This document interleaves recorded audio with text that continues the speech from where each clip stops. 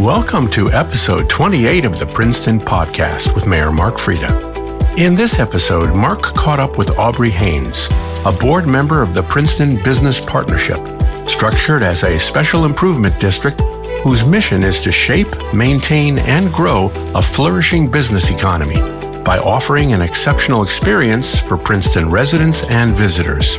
The creation of the Princeton Business Partnership is seen as an important step to ensure the expansion and sustainability of a vibrant Princeton with the support of commercial property owners, business owners, community leaders, and government leaders. So without any further introduction, let's join our host, Mark Freda, and his guest, Aubrey Haines, for episode 28 of the Princeton Podcast. Aubrey, thanks for joining us today. Thank you very much, Mayor. Glad to be here.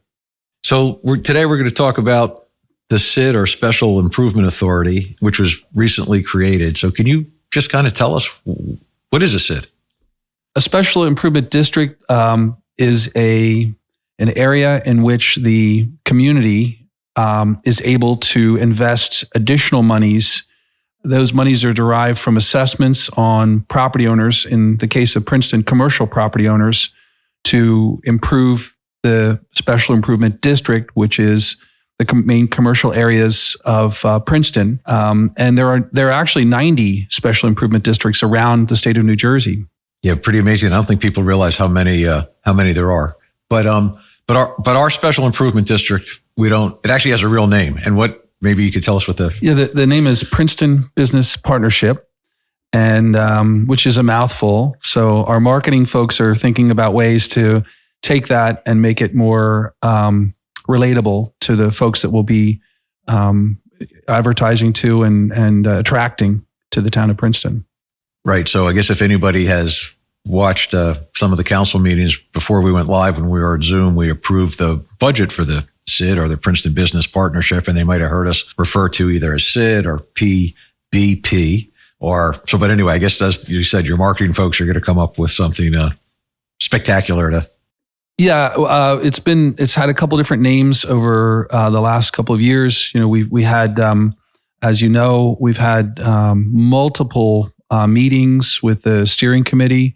It started right around right after COVID began. There was an effort to try to figure out ways to overcome the disastrous impacts of COVID on the commercial district in Princeton. And many of the leaders of the commercial business leadership, as well as property owners and folks from the town, came together. We met for over a year, weekly, which was wonderful because it was a great expression of the desire among many community leaders to see the downtown come back to its former glory. So, yeah, a lot of people pushing to try to improve things.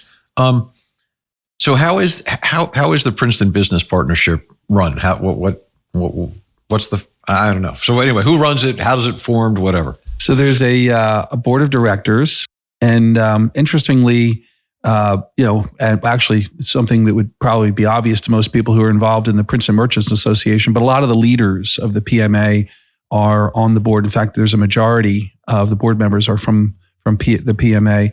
And it's run by a board of directors. We have 18 directors. You are one of them because the mayor has the ability to be a director or appoint someone. There's a council person. Michelle Perrone-Lambros is the council person.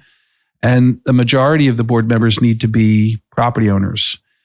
So the board has committees, and each of the committees execute the overall strategic plan of the board. And we have an executive director. So it would be nice to elaborate a little bit on the executive director, because that person recently just started. Yep. So why don't you trumpet, here's how great our new executive director is and why? And the fact that there is an executive director, because I think one of the things the PMA leadership always were concerned about was that it was a completely voluntary organization and they didn't have the resources to hire someone. And so it really relied on people who had day jobs to get all the work done. And in this case, our executive director full-time paid position. His job is to execute on the plan of the board. The executive director is a gentleman by the name of Isaac Kramer. Isaac was last night we had a social at the Studio Hillier, and Isaac introduced himself. His wife was there, his children were there, and I think the way Isaac looks at it, the position is that his whole family is invested in the Princeton community. And this is similar to when he was the executive director of the Special Improvement District in Metuchen.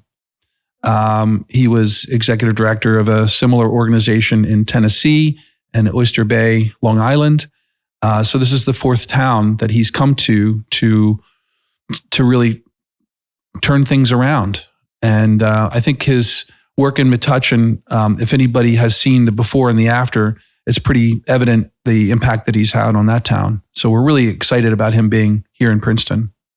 Yeah, no, I agree with that. I firmly believe it's going to benefit the town. Yeah. I mean, I really do. So let me the meetings of the Princeton Business Partnership, are they open to the public? How do I find out what's going on? Yeah, they're public meetings, just as a council meeting would be. It's a not-for-profit 501c3 corporation that is distinct from the town, but then in many ways it really constitutes a public-private partnership, if not in the legal sense, certainly in the sense that we're operating. The board meetings are held second Wednesday of the month, 4:00. We've been meeting at Nassau Inn, and I expect that would continue. All the meeting information is available on the Princeton Business Partnership website, princetonbusiness.org. And so anybody who's interested would welcome their attendance. Yeah, that's good to hear, because you do want people to have a sense of what's happening.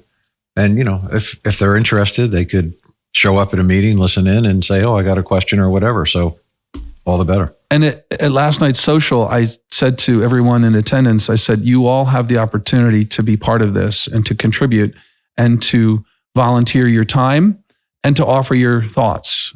We know that the 18 people that are on the board don't have all the ideas. They have plenty of ideas and plenty of enthusiasm, but we expect that that over time that board will change. The committee members will come and go, and that we're going to need to constantly revitalize the membership of the organization. Yeah.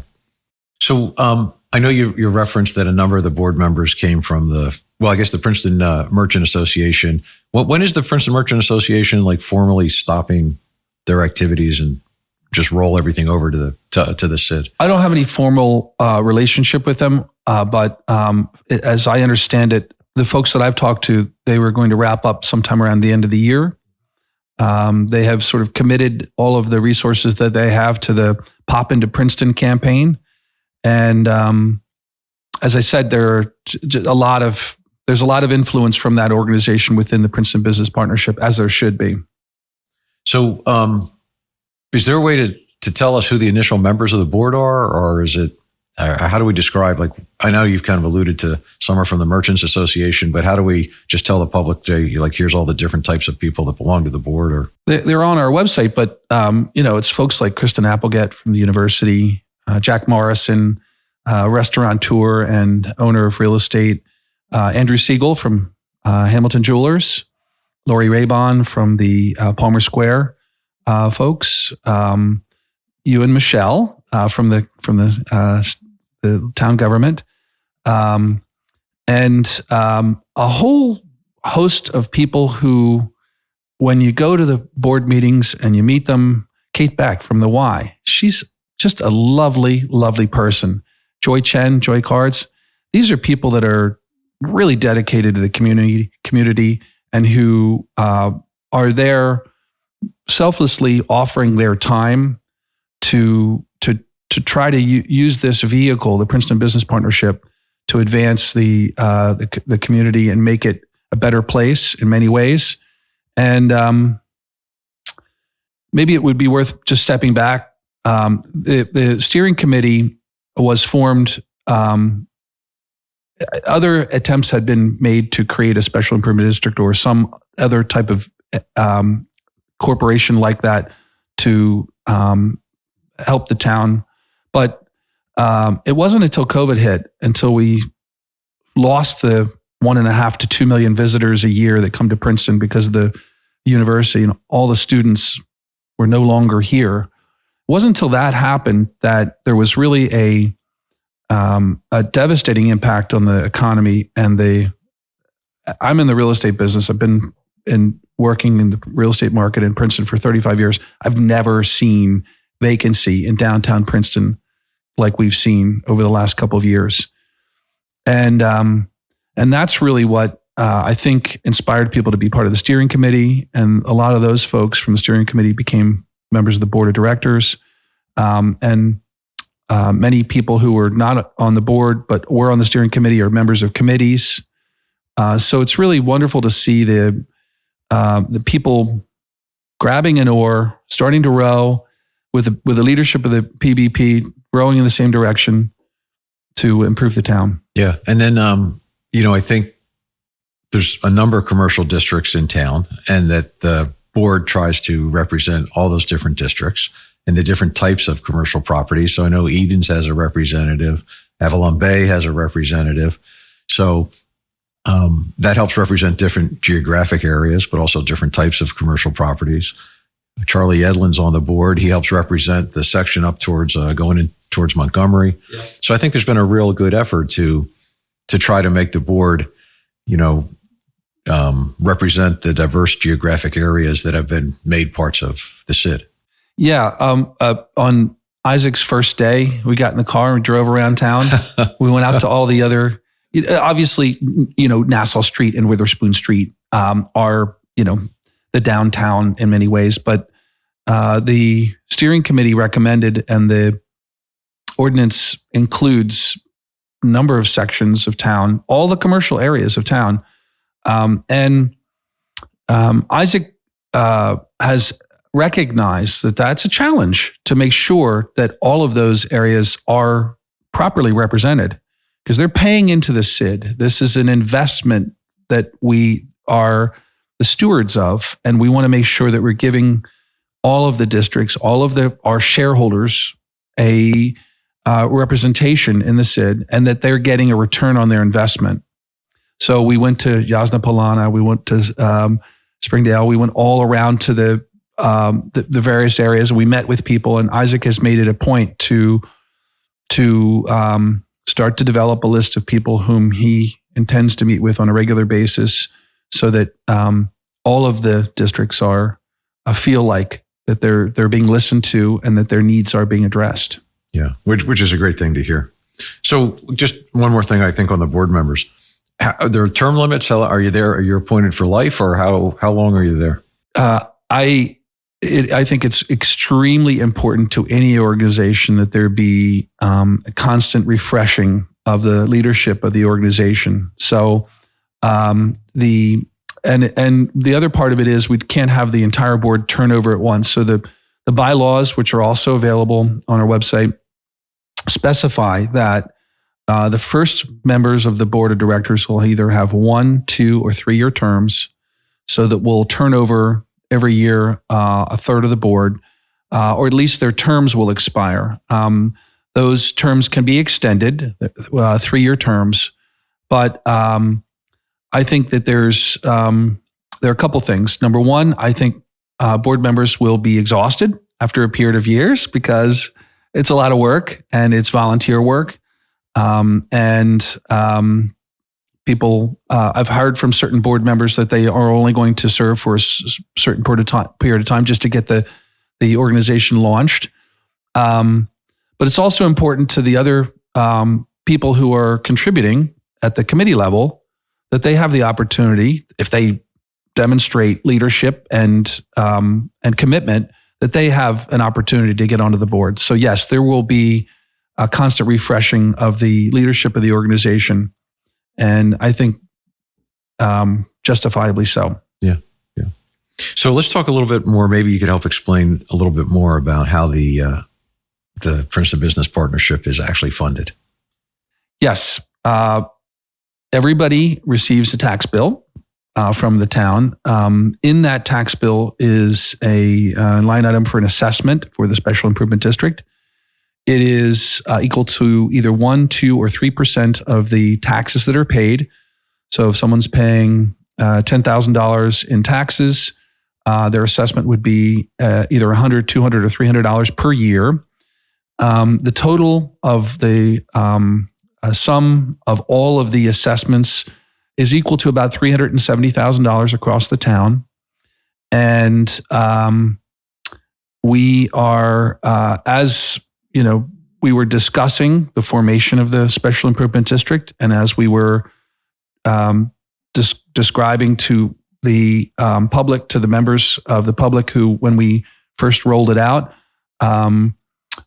in my mind, as leader of this organization, if we're not generating at least 2 times or 3 times value for the amount of money being spent, then we're not doing our job. This is not a $370,000 to be spent for to make us all happy that the streets are clean and the stores look beautiful. It needs to return an investment, a return on the investment, and that happens by increasing the amount of traffic to the stores. It happens by increasing the value of the properties, the sales, and that's kind of the logical side of things. I think the emotional side is when you look at Princeton post-COVID, I think a lot of people look at the downtown and say, it's not what it should be. And it's wonderful to see the improvements on Witherspoon Street.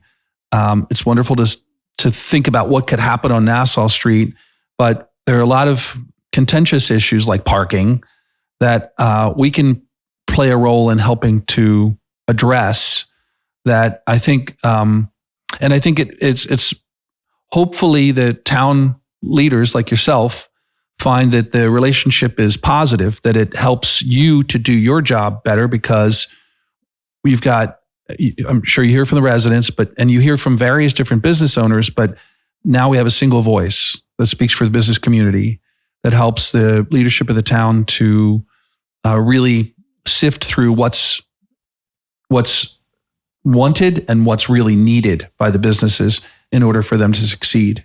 Yeah. Well, well said, right? Because at the end of the day, we want things to improve for all the business, commercial properties, et cetera. But all that has a positive effect on the entire town. So everybody actually benefits from that. Yeah. And just to, add a little bit about the money that comes into the SID. So as you said, the town does bill for it. The town collects it. The town turns it over to the SID. The town doesn't control that money. The SID decides how to spend its own money. And really, the only thing the town does is once a year, the SID presents a budget to the town, to the governing body, and the governing body approves it, or could say, geez, we got a question on whatever. But I just wanted to stress again that, the governing body doesn't tell you guys what to do. Right. We help you. Right. But we're not telling you what to do. You guys are separate from us. And that's the law, the way it's written by the state of New Jersey. And probably a good thing. Yeah. To give some independence to the special improvement district. Yeah. But as we've discussed, it's really a partnership in many ways, if not legally, I think in many ways psychologically, because I think it's important a lot of the things that we want to do are intimately intertwined with what the town is doing. And one of the things you say, you wanted to talk about the funding and the mechanics of the money side. The SID will not replace things that the town is already doing. I think that's an important point. So if the town's already collecting garbage, it's not going to ask the SID to do that instead of the town. But maybe on Saturdays and Sundays, if a little extra cleanup is needed because there are a lot of people in town and the garbage cans get full, we can work together to make sure that the customer experience in town, the experience of the residents who walk through town is more enjoyable, because things like garbage pickup is done, but also street cleaning and generally the appearance of the town. So one of the things we've looked at is landscaping, trees, flowers, ways of making when you walk down the street, you just smile because it's so beautiful. So that's something that we're going to be looking at, and that individual property owners in the past, like Hamilton Jewelers and the Palmer Square folks, they've already done things like that, holiday decorations. So our goal would be to expand into the entire commercial district that intense level of scrutiny to make sure that the town looks beautiful. Right. Yeah, I think it's interesting when you mentioned the holiday decorations, for example, because at a recent meeting, there was a lot of discussion. How can the holiday decoration idea and theme be expanded to other areas of the town that it hasn't been yet? And all this isn't going to happen, the organization has only existed for a few months now. Yeah. So it's not like everything's going to happen right away. No. But it's great to see that there's planning and there's thought being, what are we doing for the future? And that's already, that groundwork's being laid already. Yeah. And one of the things I think that Isaac brings to the table is the fact that he raised well over $1 million in addition to the budget that was funded by the assessments in Metuchen. And he is determined to exceed that number here in Princeton. There are multiple outside sources that can provide funding to the Princeton Business Partnership. Foundations, charitable organizations, and government funding programs that are available to improve the streetscape, to help property owners to improve their the appearance of their buildings. And I think that's a very exciting thing, to leverage the monies that are coming in via the assessments to hopefully get a multiple of that of funding from other sources for the town. Yeah. And I think, as you said, it's pretty key having that executive director position, because you need somebody who can do this full time. You can't, you can't ask, okay, you're running your store, but by the way, go chase a grant. It's not like you just say, oh, hey, call up whoever and say, gee, I need a grant, and it magically appears. It's a lot of work. Yeah. And it's especially high and steep hill to climb if you've never done it before. But Isaac's done it multiple times. And so it's a lot easier for him to get it to be more efficient in his efforts to make that happen. He also knows how to write them so that he has a much higher rate of grant applications that are actually funded. Right. Yeah. I mean, there is a trick to it. You do have to get used to doing it. Yeah. So let me change gears just a little bit, Aubrey. So what do you do for your real job as opposed to just running the SID? So for the last 35 years, I've under different flags been a commercial real estate broker, and we now have a property management company. And we also have a development and investment business. We recently renamed our company Princeton Property Partners, which was the development business. That was the name of that business. But we had Mercer Oak Realty was our brokerage firm. We're now renaming that to Princeton Property Partners. And our property management business was Princeton Property Management. We're Cushman Wakefield and CB Richard Ellis don't have different names for each of the different divisions. So we decided to unify our brand. And I'm a 11th generation New Jerseyan, although I don't live in Princeton. Our family has called New Jersey home since the 1680s. And our family's a old Quaker farming family. So I grew up on a peach farm in Mount Laurel. And we still have 1,200 acres of peach orchards in South Jersey.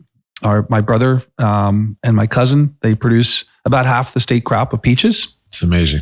And but since the late 80s, I've been here and working in the Princeton area in commercial real estate, and working with clients and representing them in their acquisition and sale and leasing of office space.